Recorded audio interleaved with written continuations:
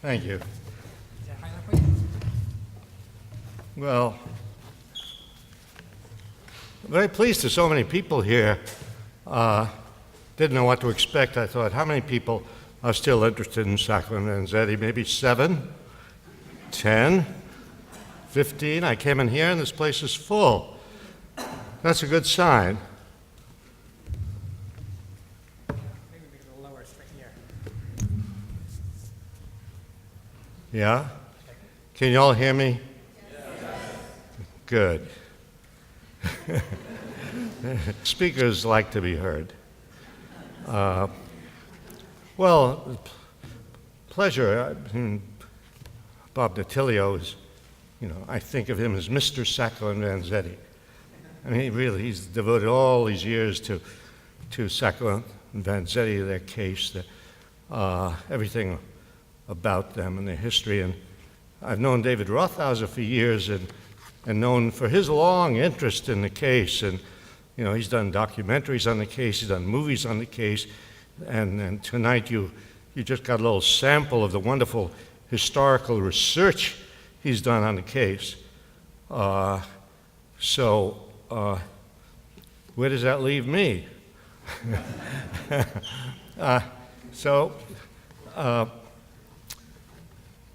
Well, who knows? I'll say a little. I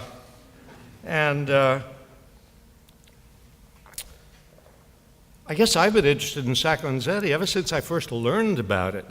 Ever since, maybe I was 16 or 17 years old. And, it's one of those incidents in history which, you read and read and read, and then you come across something and it strikes you like a lightning bolt. Wow. And you never forget it. It moves you and involves you. And so I've been interested in it, for a long time. And but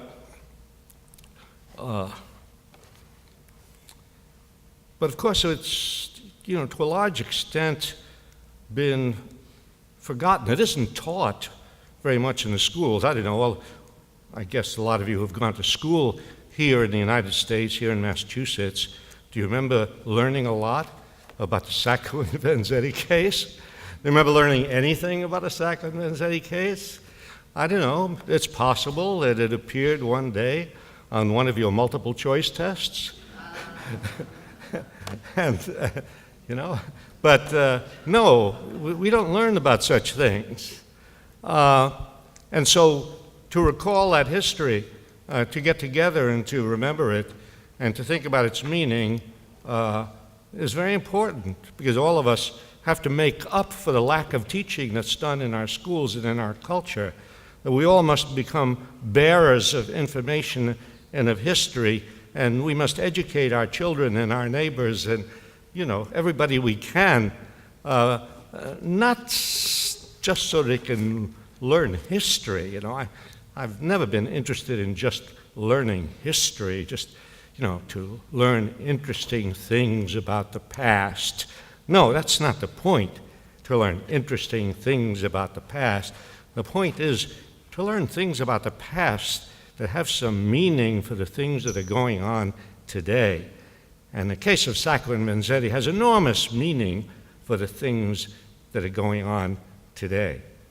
And there was, 50 years after the execution of Sacco and Vanzeeti in 1977, and I think Bob referred to it, or David referred to it, that Governor Dukakis actually had a committee put together a report, And they reported 50 years later that Sacco and Vanzeeti had not received a fair trial.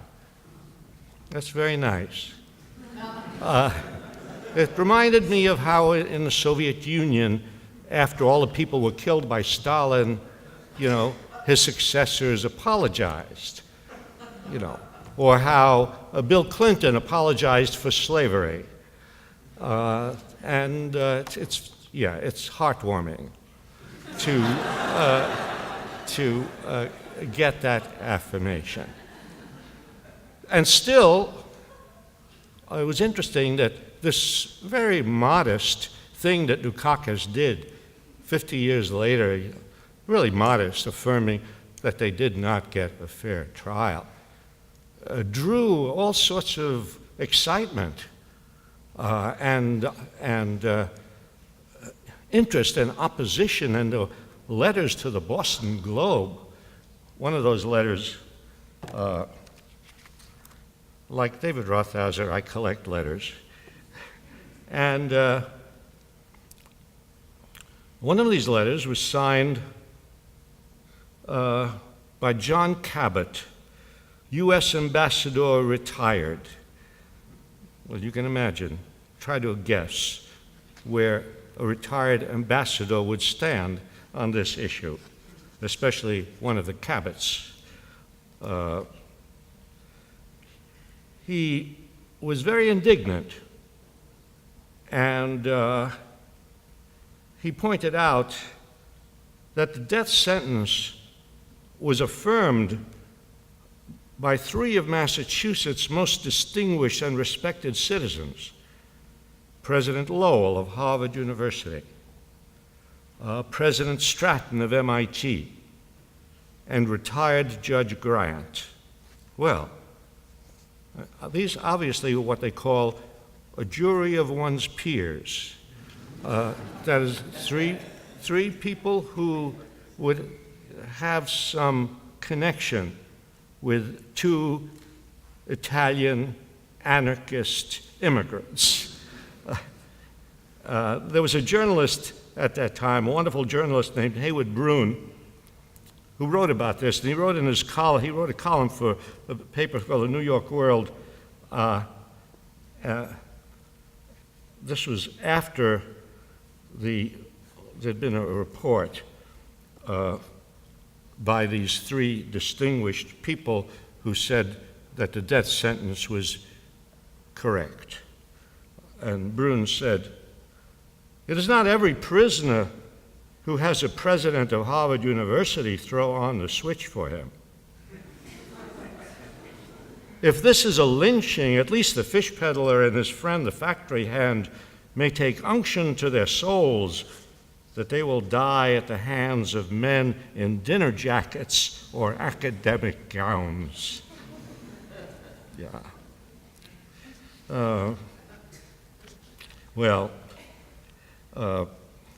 There must be a good reason why a case which is so old still arouses emotion in people. And I think, the reason isn't hard to see. Because Sacco and Vanzeeti represented problems that are still with us today, problems of justice. I mean, when you think about it, 1927 is a long time ago. We still have the same problems of justice that we had then. I mean, they're emblazoned on courtroom pillars, and at the Supreme Court of the United States, equal justice for all. And, right? And we have people pledge allegiance to the flag, and it's all about, yes, justice for all. And here it is all those years after, and is there justice for all in American society, in the United States? Do poor people get the same justice as rich people? Do black people get the same justice as white people? Do radicals get the same justice as just regular conservative people? No, face the same problems of unequal justice that we faced then. And that's why it's important to bring that up. That's why it's important to remind people that that issue of what happened to Sacco and Vanzeeti is still alive today. It's not a question of were they guilty or innocent. Very often when the case of Sacco and Vanzeeti comes up, well, were they really guilty? Were they really innocent? And people write books about that, you know. That's just history. That's past. It's too late to decide. They can't benefit from any decision we make about whether they were guilty or innocent. The one thing we can benefit from is to understand the context of their trial and their execution. And it's that context that's important. The question of what happens to radicals when they're brought up before the court. We have that situation happening today all the time. And of course, if you're a radical and black and poor, that's 3 strikes. And 1 strike is enough. Sometimes there are 3 strikes. I mean, there's the case of Mumi Abu Jamal in Pennsylvania. He's black, he's radical, he's poor. He doesn't have a chance in the Pennsylvania system of justice. And what happens in courtrooms? You know, in courtrooms, and maybe almost everybody here has been in a courtroom, has had the unpleasant experience of being in a courtroom. And, you know, and there's something about courtrooms which pretend to give, you know, the feeling of justice, you know, all the dignity and the robes that the judge wears and the keeping order in the court and quiet. And no, I remember going into court one day without a tie, and I was told, oh, no, you have to wear a tie in this courtroom. Why? To hang somebody? I mean, but courtrooms, you know, have that look of dignity, you know. So there's the Supreme Court. I mean, there are all these 9 black-robed justices. Well, I guess this is real justice that's going to be meted out here. But of course, it's a great deception, this atmosphere of decorum and fairness that pervades the courtroom, because what happens in the courtroom is that democracy flies out the window and justice flies out the window, because in a courtroom, the judge is the dictator of the courtroom. There's no democracy in a courtroom. And by the way, there's just an aside, you may say you live in a democracy, but then when you examine all the little parts of the democracy, you don't have democracy there. Examine the workplace, examine the courtroom, examine the police station, examine the schoolroom, and very often examine the family. There's no democracy in all the little institutions that make up the society, and there's certainly no democracy in the courtroom. The judge decides what is evidence, the judge decides what is not evidence. The judge decides what can be asked of a defendant, the judge decides what cannot be asked of a defendant. The judge decides who can be on the witness stand and who cannot. I mean, I've had the experience of coming to testify for people who, you know, committed terrible crimes, trespassing. You know, trespassing is a terrible crime. You know, well, people who are trespassing because they were protesting something, you know, coming to testify for them, judge, oh no, you can't.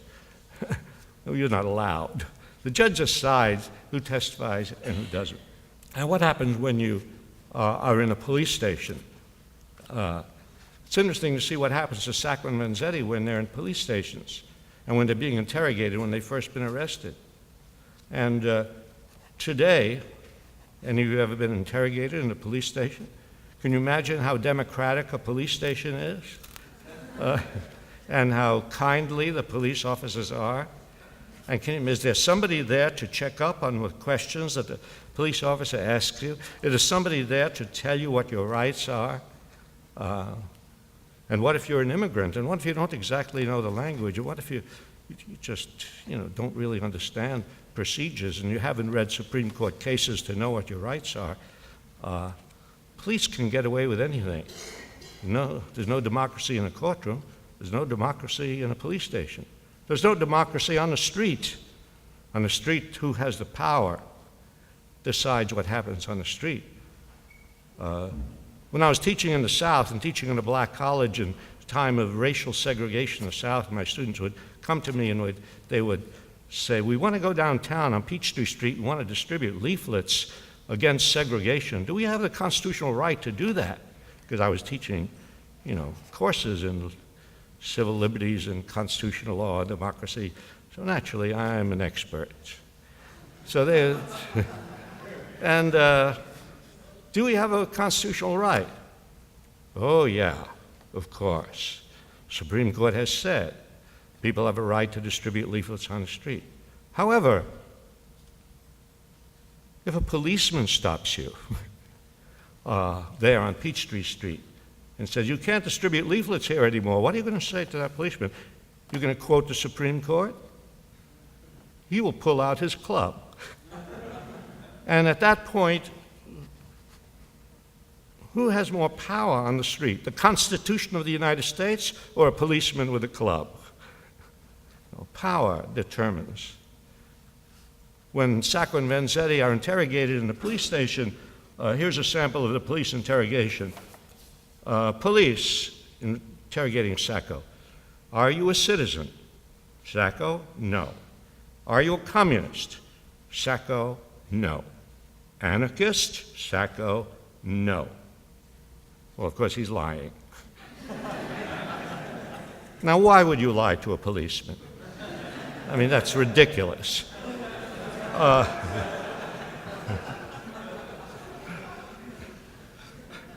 But what do these questions about, are you a communist, are you an anarchist, what does this have to do with the robbery of a shoe factory in South Braintree, Massachusetts, and the shooting of a paymaster and guard? The answer is nothing. What they're trying to determine, of course, is where you stand politically, because that is going to determine your fate, not what the evidence is, in the courtroom. And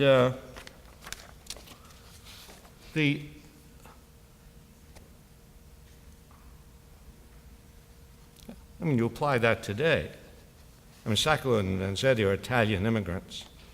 And what about Muslim immigrants today? If a Muslim is interrogated in a police station, what can he expect? Does a Muslim have the same rights in the street as anybody else? Does a Muslim have the same rights in his home as anybody else? And we know by now thousands of people, simply because they're Muslims, were picked up, by agents of the federal government and held, incarcerated under suspicion, because just being a Muslim puts you under suspicion, just as at that time, just being an immigrant could put you under suspicion, and if you're an anarchist immigrant, it puts you under a double suspicion, and if you're a poor anarchist immigrant, it puts you under a triple suspicion. So today that bias against immigrants that existed at that time, we see all around us today. We see it embedded in our culture. We see it in the wall that they're building along the southern boundary of California to keep out Mexican immigrants. Why? They're keeping them out of the territory that we stole from Mexico in the Mexican War of 1846. I don't know how many of you know about that, or I don't know how much they teach that in history these days, but in 1846, we instigated a war with Mexico and to take their territory. We took half of Mexico, including California, Colorado, Utah, all that beautiful. Why do they have all those names like San Luis and Santa Cruz and Santa this and Santa? So now they build a wall to keep these people out. Well, they're immigrants, and then you read. This is not the 1920s. This is the next century, and you read in the Boston Globe or you read in newspapers about the raids that are carried on against immigrants, going into workplaces. What are these immigrants doing in these workplaces? They're working long hours for very little pay. They're desperate to support their families, and then the federal agents are swooping in on them and taking them away and putting them into prisons. And you know, the immigrants simply don't have the same constitutional rights as everybody else. Not that everybody else has great constitutional rights. Immigrants have even less constitutional rights than anybody else. So that issue of being an immigrant and having the scales of justice and the weight of authority against you, that is still going on today.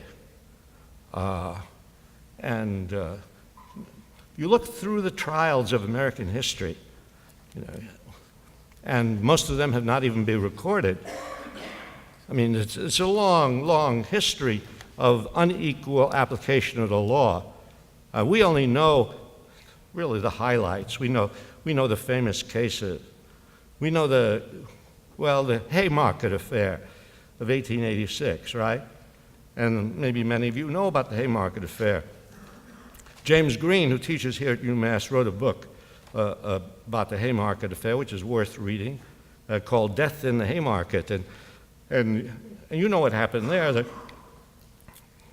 labor struggles in Chicago, the police shoot down strikers, there's a rally called by anarchists, a big demonstration.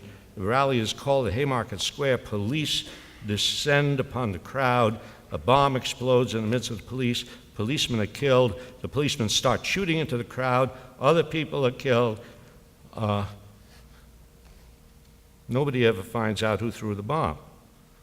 No idea. But what do? They arrest the 8 leading anarchists. You don't know who to arrest? You arrested anarchists. I mean, the police have to arrest somebody. There's always that situation. A crime is committed, somebody has to be arrested. And so you pick up 8 anarchists, and they're put on trial. Is there any evidence against them that anybody threw the bomb? No evidence against them. What is the evidence against them? The evidence against them is that they're anarchists. And they're sentenced to death. And eventually 4 of them are executed. They're executed not because there's any evidence that they threw any bomb or that they killed anyone. No, the evidence against them is that they are anarchists. You move ahead in time to, closer to modern times, you move ahead to the Rosenberg case. The case of Julius and Ethel Rosenberg, sentenced to death on very, shaky evidence. I know now they're coming out and saying, the evidence shows that Julius Rosenberg may have passed technical secrets to the Soviets. Ethel Rosenberg did not, but she was sentenced to death anyway. But of course they were convicted for giving atomic secrets to the Soviet Union, and this new evidence that comes out has nothing to do with atomic secrets, just has to do with technical stuff. Technical, but sentenced to death. Sentenced to death. Why were they sentenced to death? Well, they've got a number of things working against them. They seem to be communists. I say seem to be communists because you can never be sure about communists. But they seem to be communists. And it's the Cold War. Again, that's a very important issue. The atmosphere surrounding the dispensing of justice. What is happening in the world? What is happening in the country? What kind of feelings are aroused at the time of the trial? What at the time of the Sacco and Vanzeeti case, we know the feelings that were aroused at the time they were put on trial. The feelings were the feelings that surrounded World War I: patriotism, Our boys are dying overseas. Their coffins are now coming home. In fact, they're coming home right now as the trial is going on. The newspapers are reporting that the coffins of soldiers coming home. And Sacco and Vanzeeti oppose this war. They're unpatriotic. There's an atmosphere of patriotism. The judge in the case talks about that, when he sentences them, how, the boys and the fighting for liberty. Well, it didn't take long, actually, for the world to look again at this war that Sacco and Vanzeeti had opposed and decide, was this war fought for liberty? 10 million men died on the battlefields of World War I. Is any evidence that this war was fought for liberty? But this is the atmosphere of militarism and war and patriotism surrounds the courtroom as Sacco and Vanzeeti are tried. Just as with the Rosenberg case, the atmosphere of the Cold War, there's a war going on in Korea. The Russians have exploded an atomic bomb. The Chinese communists have won in China. And what has that got to do with the Rosenbergs? It's got to do with the fact that the judge can make use of this atmosphere and talk about how the boys that died in Korea are dying as a result of the secrets that the Rosenbergs gave to the Soviet Union. And so they're sentenced to death on the basis of evidence given by people who themselves were involved, but who, Ethel Rosenberg's brother, David Greenglass, who was given a lighter sentence because he testifies against his sister. And as you know, this is a very common thing in the world of justice. You get a bunch of people, you find somebody that you can threaten, and threaten with life imprisonment, and you say, we'll give you only 15 years if you will turn against. And that's what happens. And so the Rosenbergs are sentenced to death. But there's another, issue that comes out of the Sacco and Vanzeeti case, and that is the whole issue of the death penalty, And, they think nothing of sentencing people to death. And even as other countries, one by one, do away with the death penalty, the United States remains one of a handful of countries in the world that retains the death penalty today. So, here we are, it's all those years later, and a death penalty still exists in this so-called enlightened country, this democratic country. Even as more and more evidence comes forth, and you read about it every once in a while in the newspapers, so-and-so is on death row. He's sentenced to death, but we've just discovered DNA evidence which shows that this person is innocent. But this person has already served 25 years in prison. Well, I guess we'll have to release him. But the death penalty is still there. The Sacco and Vanzeeti case, rouses all of these issues of, the immigrant and the radical and the poor person before the bar of justice and the penalty of death. If you read Upton Sinclair's novel Boston, which was one of the books that got me very interested in the Sacco and Vanzeeti case, it's Upton Sinclair wrote a lot of novels. Most famous one was The Jungle, but probably one of his least known novels was his novel about the Sacco and Vanzeeti case called Boston. And although it was a novel, it was fiction, but it was very, very, actually, factually, very close to the truth, because Upton Sinclair drew for his novel on the newspapers and on the trial transcript and on the facts of the case. And one of the things he reports on is something that actually was taking place in Boston during the trial. And I don't know if I can find it, but if I can't find it, I'll tell you about it anyway, even if I have to make it up.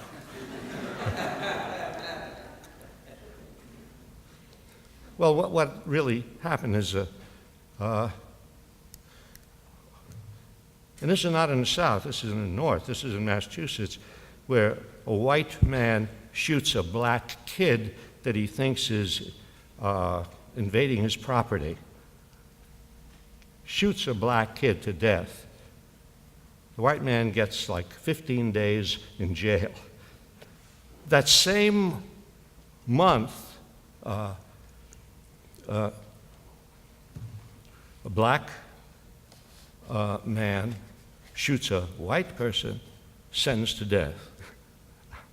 And murders, both murders, but in one case, a very light sentence. The other case, a death sentence. In one case, a poor person, another poor black. In the other case, a well-off white person. So what we want is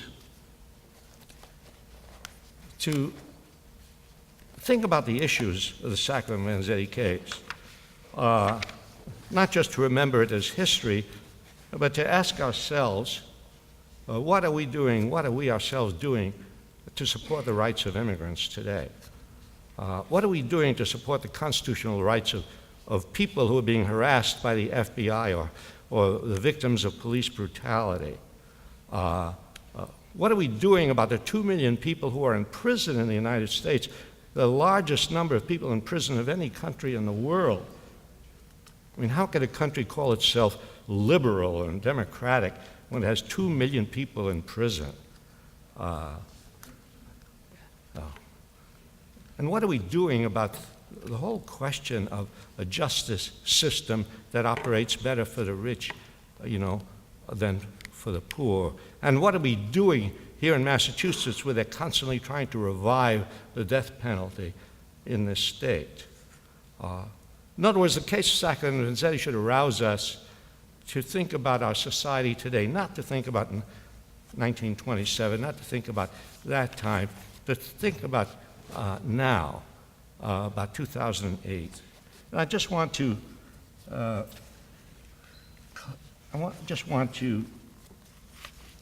close by quoting Sacco and Vanzeeti, by quoting Vanzeeti actually, because when he was arrested, he had a leaflet in his pocket when he was arrested. Anarchists always have leaflets in their pockets.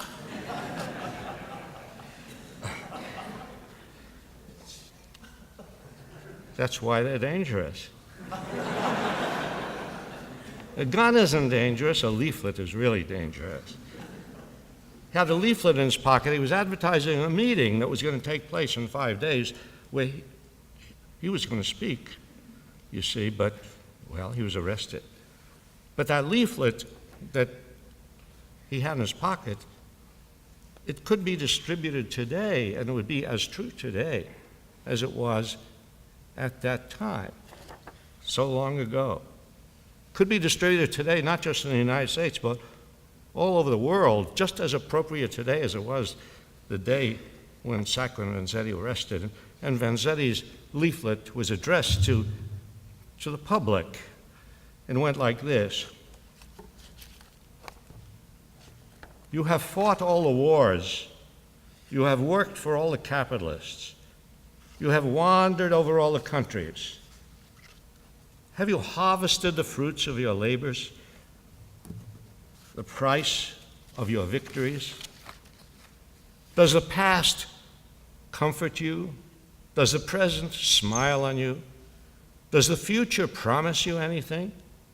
Have you found a piece of land here you can live like a human being and die like a human being?"